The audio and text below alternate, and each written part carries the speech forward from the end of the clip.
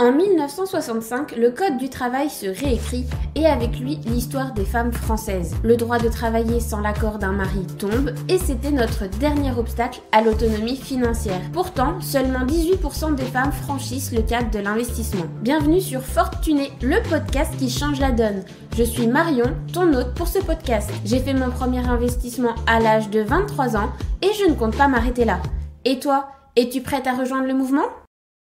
Bonjour à toi, chère Fortunée, je suis ravie de te retrouver dans ce premier épisode sur le thème du Money Mindset. Il va être important qu'on commence à aborder les fausses croyances, les idées reçues et la gestion des émotions autour de l'argent. Une mauvaise gestion des émotions quand on parle d'argent et d'investissement, ça peut ruiner ta santé financière, ça peut complètement ruiner tes investissements, voire à cause d'elles, tu ne commenceras jamais à investir. Alors oui, nos émotions, nos sentiments influencent nos décisions financières et c'est pas grave si on apprend à correctement les gérer. Quand je discute avec mon ami ChatGPT, il m'explique que les femmes ont plus de mal à investir et que un des grands facteurs face à ça, c'est la gestion des émotions. Ok, alors on va rectifier un petit peu.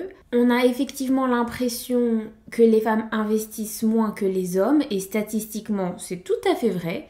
C'est d'ailleurs pour ça que ce podcast est là. 18% des femmes investissent alors que depuis 1965, nous sommes toutes libres financièrement si nous le voulons, en tout cas en France, et on n'est que si peu à profiter pleinement de ces droits durement acquis. Alors oui, pour les hommes, pour certains hommes, ça peut être plus facile parce que ça fait des générations, des millénaires que c'est à l'homme de nourrir la femme, que c'est à l'homme de gagner de l'argent. Et donc forcément, quand on en a besoin, on est face à une population qui a aussi également plus appris que nous depuis des générations et des générations. Et au niveau transmission, c'est pour ça que les femmes, on n'est pas encore au top du top. Aujourd'hui, ce que j'aimerais te montrer, c'est qu'en fait, ça va un petit peu dépendre de qui on est, de notre personnalité et de nos émotions qui sont propres. Et ça n'a rien à voir avec un genre masculin, féminin, non-binaire. On va plutôt parler en termes d'énergie. L'énergie yin qui est plus associée effectivement au féminin, mais en réalité c'est plus tout ce qui va être émotionnel.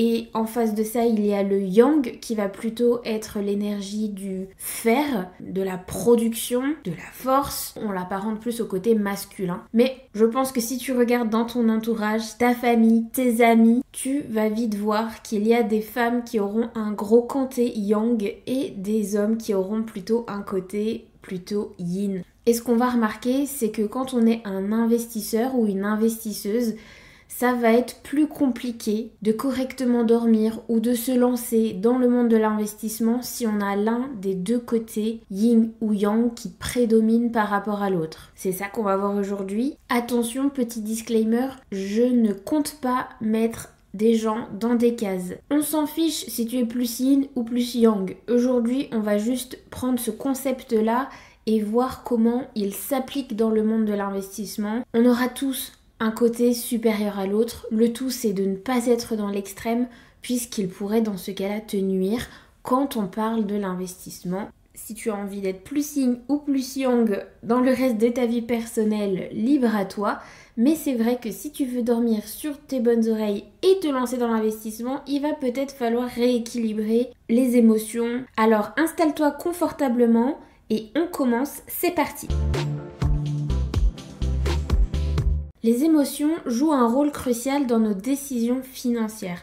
La peur peut nous paralyser, elle va nous empêcher d'investir. Par exemple, si je prends quelque chose de concret aujourd'hui, j'aime bien un peu titiller mon entourage et parler crypto-monnaie. On est à un moment où il reste intéressant d'investir dans les crypto-monnaies, en tout cas à l'heure où je tourne ce podcast, puisque je ne sais pas quand est-ce qu'il va sortir. Aujourd'hui, nous sommes à la toute fin 2023. Ça peut encore être intéressant d'investir dans les crypto-monnaies, parce que si on est bien renseigné, on sait qu'en mars 2024, il y a le halving du Bitcoin, et pour ça, je te renvoie aux épisodes sur les crypto-monnaies directement. On en parle, qui devrait être plutôt une bonne année du coup pour l'investissement crypto-monnaie. Celui qui a peur, qui est paralysé, ça fait 3-4 ans qu'on lui dit que c'est maintenant qu'il faut investir petit à petit et que là c'est un petit peu notre dernière chance avant qu'il soit trop tard. Cette personne-là, elle va rien faire, elle va pas du tout investir. Et si jamais le côté positif du halving du Bitcoin en 2024 se produit, elle s'en mordra les doigts. Tandis qu'au contraire, l'excitation peut nous pousser à faire des choix complètement irréfléchis. Je vais rester dans le monde des crypto-monnaies, mais cette fois je vais prendre mon exemple à moi. Au dernier halving du Bitcoin, au dernier rush, au dernier énorme bond des crypto-monnaies, j'ai fait un choix complètement irréfléchi parce que j'étais complètement excitée de la situation. On entendait parler des crypto-monnaies enfin partout. Je me suis dit ça y est, ça prend de l'ampleur. Vas-y, investis. J'investis une somme que je suis prête à perdre.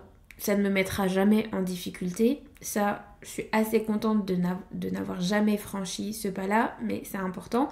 Mais complètement excitée. Quelques jours après, je me dis ok, je double ma mise, je remets exactement la même somme parce que ça monte tellement vite que ce serait bête de faire du petit à petit. Je vais plutôt prendre tout maintenant pour avoir plus de gains. Mais c'était complètement irréfléchi puisqu'à partir du moment où tu entends parler de quelque chose à la télé en abondance, quand on se parle d'investissement ou de bon plan, c'est déjà trop tard. Et c'est ce qui s'est passé puisqu'une semaine après, il y a eu un crash total du Bitcoin et des autres crypto-monnaies. La majorité des gens qui, comme moi, excités sur le moment, ont investi, ont tout perdu en une semaine. Donc bon, les émotions, je suis bien placée pour t'en parler. Comprendre ces émotions, c'est donc la première étape pour les maîtriser. Quelqu'un qui aurait peur de l'échec, cette personne-là va peut-être complètement éviter l'investissement ou alors, si elle aura quand même franchi le cap, elle va vouloir sortir de ses positions trop tôt par peur de perdre. Quelqu'un qui va être trop confiant, une confiance excessive, elle peut nous amener à prendre des risques complètement inutiles. Par exemple, tu veux investir dans l'immobilier. Tu fais tes petits calculs parce que tu t'es formé au préalable et tu vois que cet appartement, si tu l'achètes tel prix, il peut être rentable si tu fais par exemple une colocation étudiante et que tu mets plusieurs locataires à l'intérieur. Par contre, tu te rends compte que si tu voulais le louer à une seule personne en location longue durée classique, il ne serait pas rentable. Alors rentable, pour moi, ça veut dire qu'il s'autofinance. C'est-à-dire que les loyers que tu perçois permettent de tout payer. Le prêt, les charges, tout ce qui coûte de détenir cet appartement va être autofinancé, voire il va rester un excédent, donc du profit, grâce au loyer. Mais il se peut que si tu mettes un seul locataire parce que tu trouves que c'est plus simple, le loyer va être un peu plus bas et tu ne rentreras pas dans tes frais, tu devras mettre un petit peu d'argent de ta poche tous les mois pour payer le prêt, les charges ou divers travaux. Si tu peux te permettre de rajouter au bout, ce n'est pas un gros risque, c'est même peut-être très bien calculé et c'est ok pour toi. Mais pour certaines d'entre nous, quand on se lancera dans l'investissement immobilier, on n'aura peut-être pas la possibilité de financer. Il faut que notre opération s'autofinance, voire dégage du profit. Si tu prends le risque, par confiance excessive, de quand même acheter cet appartement alors qu'il y a une des possibilités dans lesquelles il ne s'autofinance pas, et que c'est une situation que toi tu ne pourrais pas gérer avec tes finances personnelles, c'est un risque complètement inutile. L'anxiété financière, elle peut nous faire vendre prématurément nos investissements en cas de baisse du marché. Comme tu le sais, les crypto-monnaies c'est très volatile, la bourse ça peut également bouger selon la situation économique du ou des pays concernés, ça peut faire des hauts et des bas. Quelqu'un qui est très anxieux, qui n'est pas du tout rassuré, peut-être qu'il ne comprend d'ailleurs pas assez comment fonctionne le marché, va vendre ses positions, va vendre ses actions, ses obligations, va vendre ses crypto-monnaies par peur que ça chute encore plus. Mais si tu vends alors que le marché est en baisse, tu as officialisé ta perte d'argent, puisque tu as vendu moins cher que ce que tu l'as acheté. Ça n'arriverait pas si tu avais placé de l'argent que tu pouvais perdre. On est bien d'accord, tu n'as pas envie de le perdre. Tu comptes bien le récupérer. Mais si jamais tu le perds, ça ne te met pas dans une mauvaise posture financière. Auquel cas, tu as le temps d'attendre que ce marché qui est en baisse remonte. Ça prend parfois quelques jours, quelques semaines, parfois quelques années. Personnellement, je n'ai pas fait cette erreur avec les crypto-monnaies. Comme je te le disais, en une semaine, j'avais tout perdu. Et à l'âge que j'avais, c'est-à-dire 21 ou 23 ans, perdre 2000 € en une semaine, ça faisait très très mal. Au moral, parce que finalement, dans ma vie de tous les jours, ça n'a strictement rien changé. Et parce que je n'ai rien revendu, que j'ai tout gardé, parce que pour moi, c'était ok de perdre cet argent et qu'en plus, je croyais fermement aux crypto-monnaies, j'ai attendu. J'ai attendu et tous les mois, j'ai racheté un petit peu. Et ça fait 3 ans que ça dure. Aujourd'hui, j'ai récupéré tout l'argent que j'avais perdu, puisque le marché, il est remonté. Mais tu veux que je te dise, j'ai même gagné encore plus que ce que j'avais mis au départ. Donc les émotions, il faut les écouter. Tu ne peux pas investir quand tu as peur, quand tu es trop anxieux ou quand tu sens que tu es complètement excité, surexcité, que tu ne peux plus, tu perds un peu le contrôle. Il faut que ça t'alerte. Ça n'est pas ok. Et pour comprendre ce qui se passe et prendre du recul sur ce que tu ressens, il faut se former dans la catégorie d'investissement que tu étais en train de viser. C'est la base. Si tu comprends ce qui se passe, si tu comprends ce que tu fais, tu feras des choix d'achat et de revente stratégiques, maximisant tes gains et en limitant tes pertes. Bon, tu vas me dire, t'es bien mignonne Marion, j'ai bien compris, les émotions c'est important pour investir, mais comment on les gère ? Heureusement, il existe des techniques pour gérer ces émotions. Tout d'abord, et tu l'auras compris dans ce podcast, s'éduquer financièrement nous aide à comprendre les risques, les opportunités que ton investissement puisse te rapporter. Maintenant, si toi, dans ta personnalité, tu es du genre stressée, assez anxieuse de nature, peut-être ton état n'est pas que lié au fait que la bourse est en train de se crasher. Peut-être qu'il y a plein de choses dans ta vie personnelle qui se passent et c'est un petit peu la goutte d'eau qui fait déborder le vase et tu ne te sens pas bien. En fait, il faut réussir là à te calmer sur le moment pour prendre du recul. Pour ça, je ne peux que te conseiller de la méditation, de la pleine conscience, voire même de la cohérence cardiaque. Ça peut être également d'aller faire du sport, d'aller se dépenser, de sortir, d'aller prendre de l'air. Mais là, il faut déconnecter de ce qui est en train de te faire bouillonner le cerveau. Maintenant, il y a aussi des pratiques pour que ton investissement soit réfléchi et du coup soit également plus serein pour tes émotions. Si tu veux t'épargner quelques cheveux blancs, voici quelques conseils pratiques pour un bon investissement. Déjà, on commence petit. Ne fais pas comme moi.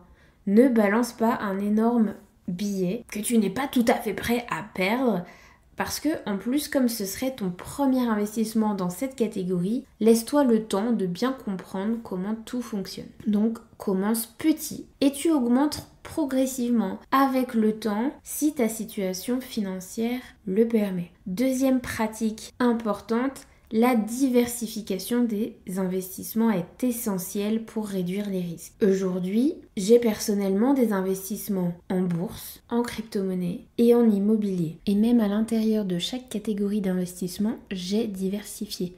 En bourse, je n'achète pas qu'une seule et même action. On achète plusieurs actions ou plusieurs style d'actifs, puisqu'il y a aussi des obligations des ETF, mais ça on verra ça plus tard. Et on va acheter dans des domaines différents. Les technologies, la mode, le luxe, l'énergie, l'immobilier également, les assurances, les banques, etc. En crypto-monnaie, on mise pas tout sur la même crypto-monnaie. En immobilier, c'est pareil. J'ai un local professionnel que j'utilise d'ailleurs pour mon activité professionnelle, mais à n'importe quel moment, je peux mettre quelqu'un d'autre à l'intérieur. J'ai de l'appartement location longue durée, j'ai de la colocation étudiante. Il pourrait aussi y avoir un Airbnb. Dans chaque domaine, je diversifie également. Ce qui fait qu'en réalité, si un des secteurs ne va pas bien, la probabilité pour que tout s'effondre en même temps est moins probable que si j'avais tout misé sur une seule et même catégorie d'investissement, j'aurais pu me retrouver du jour au lendemain en ayant tout perdu et pas de liquidité. Alors que là, il peut y avoir un secteur qui ne va pas bien, c'est pas grave, je peux aller chercher des liquidités sur des gains dans d'autres catégories. Autre pratique importante, c'est d'avoir des objectifs financiers clairs et réalistes et ça fera l'objet du prochain épisode en Money Mindset que tu retrouveras du coup la semaine prochaine. C'est très important d'avoir des objectifs clairs pour ne pas faire des investissements juste pour faire de l'investissement. Il faut que tes investissements répondent à un besoin, à un objectif clair et précis. On arrive déjà à la fin de ce podcast. Il faut se souvenir que les émotions font partie intégrante de notre expérience financière. Il n'est ni bon de les occulter, ni bon de n'écouter qu'elles pour investir. Il est impossible d'éliminer complètement les émotions, mais apprendre à les gérer et à travailler avec elles de manière saine est essentiel pour notre santé financière à toutes. L'argent est un outil et c'est à nous de décider comment l'utiliser intelligemment. Ce n'est pas pour rien que depuis le début de ce podcast, je te bassine tous les jours en te rappelant que je t'ai préparé un quiz investisseuse pour déterminer quel est ton profil d'investisseuse. Puisque si tu détermines ton profil, détermines tes objectifs et que du coup tu apprends à te former dans la catégorie d'investissement qui va répondre et à tes objectifs et à ton profil, normalement tu es sur la bonne voie pour gérer correctement tes émotions puisque tu feras de l'investissement qui te correspond à toi. Donc si tu ne l'as toujours pas fait, si tu ne l'as toujours pas téléchargé alors qu'il est gratuit, tu vas retrouver le lien dans la description de cet épisode. Tu le retrouveras également sur les réseaux sociaux de Fortuné, Instagram et LinkedIn. Et voilà, c'est tout pour aujourd'hui sur Fortuné. Un immense merci à toi, chère auditrice, qui est restée jusqu'à la fin de cet épisode. Ton soutien et ta présence sont le cœur battant de ce podcast. Si tu as aimé notre voyage d'aujourd'hui, prends un moment pour laisser un avis sur Apple Podcast ou Spotify. Tes étoiles et tes commentaires aident Fortuné à rayonner et à atteindre d'autres femmes incroyables, comme toi, désireuses d'embrasser leur indépendance financière.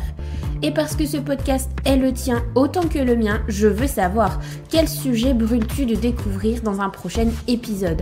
Quelles sont les questions qui te tiennent éveillé la nuit? Partage tes idées et questions et ensemble construisons les prochaines étapes de notre aventure financière. Je te donne rendez-vous demain pour un prochain épisode. D'ici là, sois forte et tunée. Bye!